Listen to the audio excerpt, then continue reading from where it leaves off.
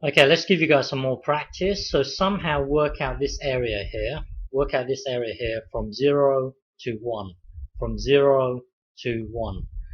Just bear in mind that dead on 1, this whole thing here breaks down because you're going to have something over 0. Because dead on 1, this thing here will be 0. So you're going to have something over 0. Dead on 1, it breaks down, but somehow work out this area. So press pause and have a go. Okay, so to do this, our normal routine has always been to integrate it from 0 to an arbitrary point b. So integrate it from 0 to b, and then later on allow b to head towards 1 from the left hand side. So later on take the limit as b heads towards 1 from the left hand side. So our normal routine has always been to integrate it from 0 to b, and then later on allow b to head towards 1 from the left hand side. Okay, so this thing here will then become this. So now it's just a matter of us integrating this.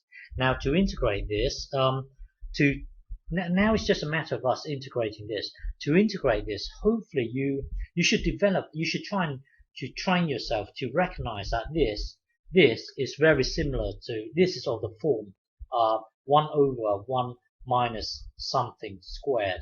You see, you should try and train yourself to recognize that this is of this form here. Because if I were to give you, if I were to ask you to differentiate inverse sine of x, if you differentiate inverse sine of x, you would get 1 over square root 1 minus x squared. Now this is x to the power 4.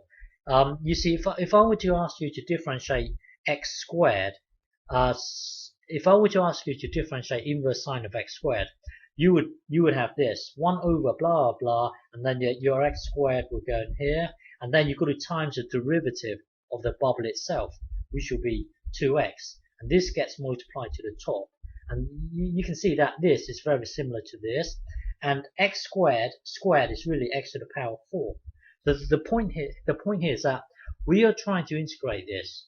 Train yourself to recognize that this is very similar to this 1 minus something squared here. So you should have a hunch that you should be looking at inverse sine of something.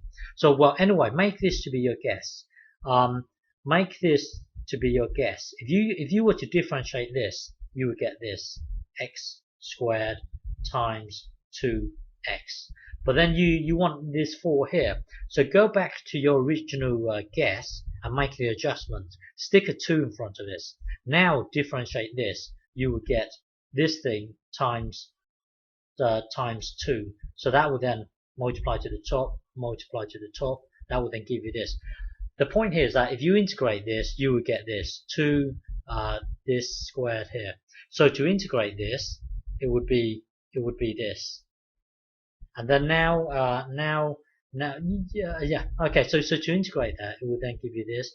Now put b into here. That will then give you this, and then put 0 into here. That will then give you this. Inverse sine of 0 will be 0 times 2. This whole thing here will be 0, and then as b head towards 1. This thing here, well, 1 squared will be 1.